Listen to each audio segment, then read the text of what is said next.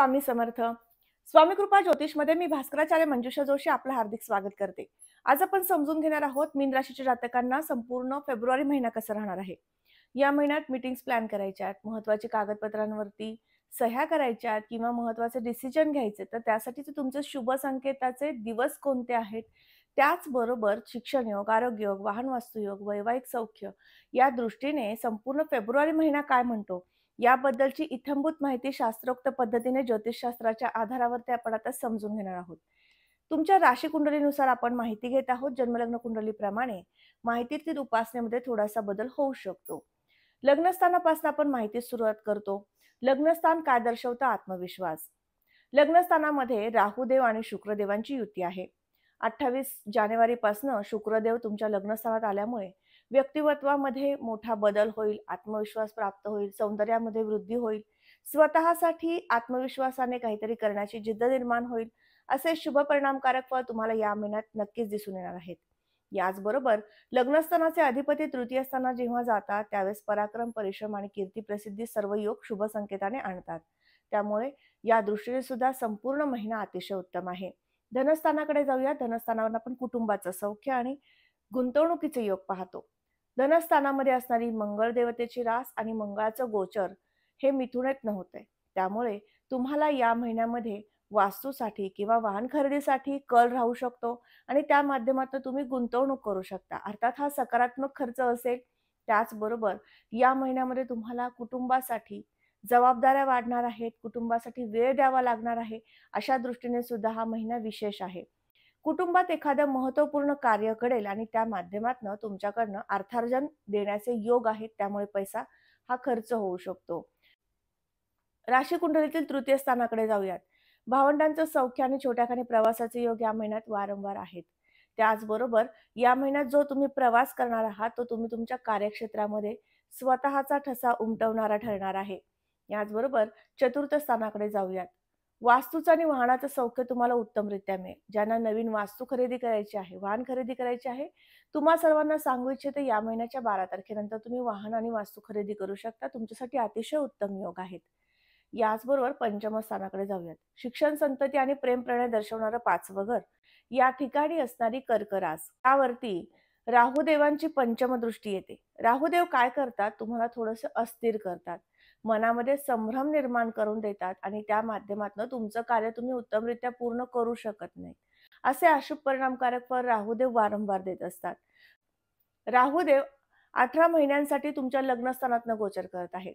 18 मे 2025 रोजी राहुदेवांचं परिवर्तन होईल आणि मागील राशीत म्हणजेच कुंभ राशीतनं त्यांचं गोचर सुरू होईल. परंतु तोपर्यंत मात्र तुमच्या लग्नस्थानात असणारे राहुदेव तुम्हाला मनामध्ये संशय, संभ्रम निर्माण करून देण्याचं कार्य चोख करतील. परंतु त्यांना प्रवृत्त करू न देता तुमचं कार्य उत्तमरित्या पूर्ण करून घेण्यासाठी काही विशिष्ट उपासना मी या व्हिडिओच्या माध्यमातून सांगणार आहे. ती तुम्हाला करणं आवश्यक आहे शिक्षण घेणाऱ्या वर्गासाठी. पंचम स्थानावरनं आपण शिक्षण योग पाहतो, तर त्या दृष्टीनेच तुम्हाला या संपूर्ण महिन्याभरात कॉमर्स, सायन्स आणि शिक्षण घेणाऱ्या वर्गासाठी अतिशय उत्तम योग आहे. 1ली ते 10वी पर्यंत शिक्षण अर्जित करणाऱ्या विद्यार्थी वर्गाला सांगू इच्छिते, तुम्हाला या महिन्यामध्ये अभ्यासाची एकाग्रता वाढू शकते, संशोधक वृत्ती वाढू शकते. त्याचबरोबर तुम्हाला या महिन्यामध्ये वारंवार केलेला जो अभ्यास आहे, एकसंगता आहे, ती प्राप्त झाल्यामुळे सुद्धा आनंद प्राप्त होणार आहे. याचबरोबर कायद्याचं शिक्षण घेणाऱ्या वर्गाला सांगू इच्छिते, या महिन्याच्या 12 तारखेनंतर तुमच्यासाठी विशेष संधी प्राप्त होऊ शकते आणि तुमचा अभ्यास सुद्धा अतिशय उत्तमरित्या होऊ शकतो. ज्यांना स्पर्धात्मक परीक्षेची तयारी सुरू आहे किंवा शिक्षण घेण्यास सुरुवात करायची आहे, अभ्यासामधील एकाग्रता कमी झाली होती, तुम्हाला सध्या स्थितीमध्ये 7.5 आहे. त्यामुळे हे अशुभ परिणामकारक फळ तुम्हाला वारंवार प्राप्त होते, नैराश्य येते, चिंता, काळजी सतत सतावत असते. या काही गोष्टींना तुम्हाला जावं लागत आहे. परंतु या महिन्याच्या 12 फेब्रुवारी नंतर मात्र यामध्ये परिवर्तन घडेल आणि विशेष फळ तुम्हाला राहुदेव देतील, शुक्रदेव देतील आणि ते म्हणजे तुमच्या अभ्यासातील एकाग्रता वाढवण्यासाठी तुम्हाला प्रवृत्त करतील, प्रोत्साहन देतील. त्यामुळे काळजी, चिंता नसावी. याचबरोबर पंचम स्थानावरून आपण संतती योग पाहतो. संततीच्या दृष्टीने हा महिना उत्तम आहे. त्याचबरोबर या महिन्यामध्ये तुमच्या संतती विषयक तुम्हाला एखादा महत्त्वपूर्ण निर्णय घेण्याचे सुद्धा शुभ योग आहेत. त्या माध्यमातून तुम्ही त्यांना योग्य सल्ला देऊ शकाल आणि त्यांच्या करिअरमध्ये एखादा नवीन बदल घडतोय, त्या बदलामध्ये तुम्ही सहभागी होऊ शकता, आनंदित होऊ शकता. राशी कुंडलीतील षष्ठ स्थानाकडे जाऊयात. रोग आणि हितशत्रू पाहतो. 6व्या घरामध्ये असणारी रवी देवतेची रास आणि रवी देवतेचं गोचर कुंभ राशीतनं होतंय 11 फेब्रुवारी नंतर. त्यामुळे तुम्हाला विशेष फळ मिळणार आहे. रवी देव व्ययस्थानातनं गोचर करतील, सप्तम दृष्टीने तुमच्या षष्ठाला पाहतील. त्यामुळे आजारपणाच्या काही ज्या किरकोळ तक्रारी होत्या, ॲलर्जीचे प्रॉब्लेम्स होते किंवा एखादं कुटील आजारपण जसं सर्दी, खोकला, दमा, संधिवात किंवा शुगर, बीपी सारखे आजार होते. यातनं तुम्ही जात असाल तर तुम्हाला नक्कीच आता राहत मिळणार आहे. या आजारापासून तुम्हाला फार मोठ्या प्रमाणातला जो त्रास होता तो कमी होऊ शकतो रवी देवतेच्या दृष्टीमुळे. त्याचबरोबर शत्रुपीडा सुद्धा नष्ट होण्याचे शुभ संकेत तुम्हाला या महिन्यात आहेत. काळजी चिंता नसावी. सप्तम स्थानाकडे जाऊया. 7व्या घरावरून आपण जोडीदाराचं सौख्य पाहतो. सप्तम स्थानात केतू देवतेची उपस्थिती आहे. राहुदेव लग्नी आहेत. त्यामुळे किरकोळ प्रमाणामध्ये क्लेशेश, वादावाद या गोष्टीतून तुम्हाला जावं लागत आहे. परंतु तुम्हा सर्वांना एक शुभवार्ता आहे. शुक्रदेव तुमच्या राहू देवतेच्या सोबत आहे. त्यामुळे मनामधील जे काही संशय, चिंता, काळजी होती यावरती तुम्हाला स्वतःला नियंत्रण आणण्यासाठी ते मदत करतील आणि त्या माध्यमातून तुमच्या जोडीदारासोबत तुम्ही जास्तीत जास्त वेळ व्यतीत करण्यास सुद्धा प्रवृत्त करतील. त्यांच्या माध्यमातून आनंद, सुख, शांती या सगळ्या गोष्टी तुम्हाला अनुभवायला मिळणार आहेत.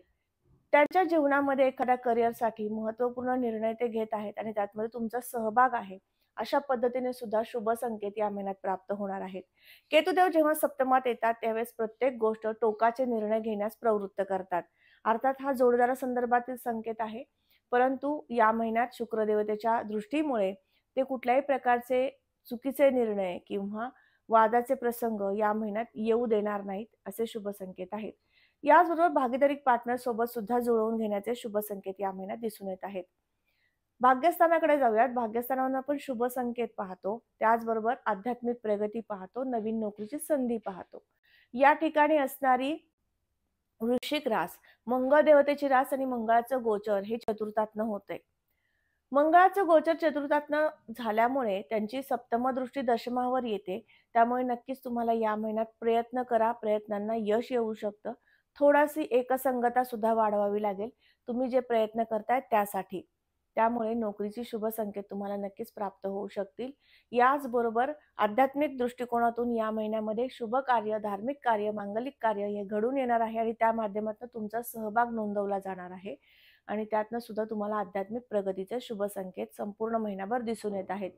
व्यवसायाच्या दृष्टीने विचार केला तर या ठिकाणी असणारी गुरुदेवतेची रास आणि गुरूंचं गोचर तृतीयातनं होतंय. त्यामुळे बिझनेससाठी सतत तुम्हाला प्रवास होणार आहे.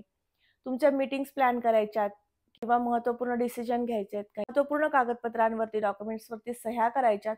या सगळ्यासाठी या महिन्याच्या 11 फेब्रुवारी नंतरचा कालावधी अतिशय शुभ असेल तुमच्या सगळ्यांसाठी. त्याचबरोबर गुरुदेवतेची कृपा होणार आहे. परिश्रम घडतील, परंतु त्या परिश्रमाचा चीज होणार आहे, फळ प्राप्त होणार आहे.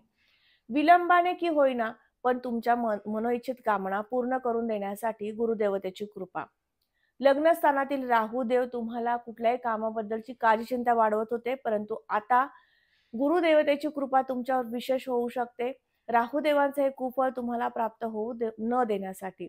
राशी कुंडलीतील दशमावरनं आपण व्यवसाय कोणते करावेत हे सुद्धा पाहतो आणि त्याचबरोबर त्या व्यवसायामधील यश पाहतो. कागद, कापड, गोड पदार्थ, संगणक क्षेत्रातील व्यावसायिक वर्ग यांना अतिशय उत्तम शुभ संकेत आहेत. त्याचबरोबर कॉस्मेटिक, परफ्यूम संदर्भातील व्यावसायिक वर्ग यांच्यासाठी सुद्धा उत्तम ग्रहस्थिती या महिन्यात आहे. कारण गुरुदेव हे शुक्रदेवतेच्या राशीतनं गोचर करतायत आणि शुक्रदेव गुरुदेवतेच्या राशीतनं गोचर करतायत. यांचा परस्पर होणारा अन्योन्य योग तुमच्यासाठी मोठी लाभाची संधी घेऊन येईल.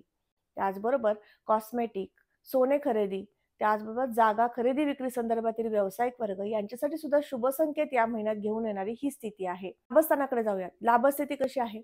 या महिन्यात लाभाचे संकेत उत्तम आहेत.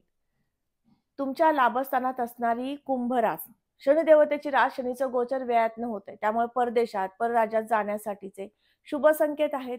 म्हणजेच तुम्ही जो लाभ प्राप्त करून घेणार आहात तो खर्चाच्या दृष्टीने विचार केला तर सकारात्मक होऊ शकतो.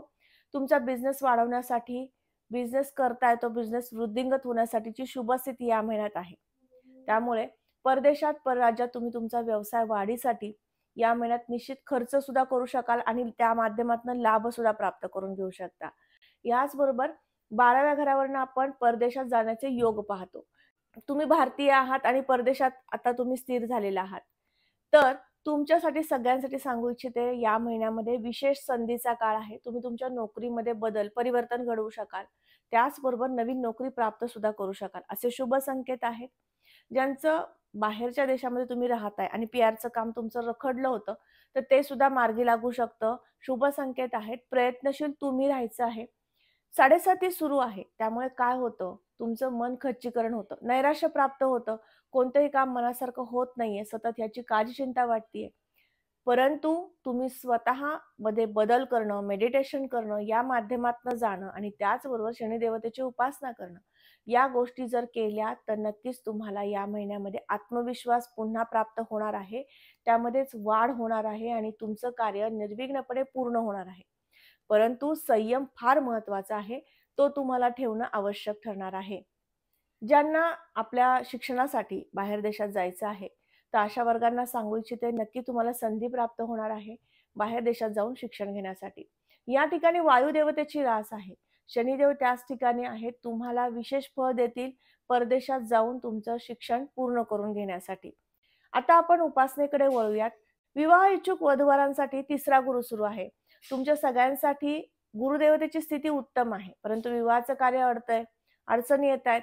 तर अशासाठी तुम्हाला तुमची जन्मलग्न कुंडली तपासून घेणं गरजेचं आहे. त्या माध्यमातून कळू शकेल, की कोणती अडचण आहे आणि कशा माध्यमातून तुम्हाला उपासनेची गरज पडू शकते.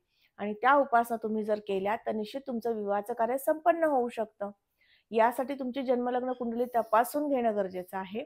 राशी कुंडलीनुसार आपणास गुरुदेवतेचं बळ आहे का एवढं समजू शकतं आणि त्या माध्यमातून सांगू इच्छिते, गुरुदेवतेचं निश्चित तुम्हाला बळ आहे. गुरुदेवतेची पंचम दृष्टी तुमच्या सप्तमावर येतीये. त्यामुळे विवाहाचं कार्य सिद्धीस नेण्यासाठी गुरुदेव हे तुम्हाला नक्कीच मदत करू शकतील. गुरुदेवतेची उपासना करणं तुमच्यासाठी खूपच गरजेचं आहे. याचबरोबर शत्रुपीडा प्राप्त होऊ नये, महत्त्वाची कार्य संपन्न व्हावीत, बाहेर देशात राहताय, पी-आरचं काम रखडलेलं आहे, ते पूर्ण व्हावं, या सगळ्यासाठी तुम्हाला या संपूर्ण महिनाभर हनुमान चालीसेचं पठण करायचं आहे आणि त्याचबरोबर तुमच्या कुलदेवतेचं नामस्मरण करायचं आहे. या 2 गोष्टी तुम्ही व्यवस्थितरित्या रोजच्या रोज केल्यात, तर नक्कीच तुमचं काम हे सफल होऊ शकतं, पूर्ण होऊ शकतं. आज आपण समजून घेतलं मीन राशीच्या जातकांना, अर्थात तुम्हाला संपूर्ण फेब्रुवारी महिना कसा आहे.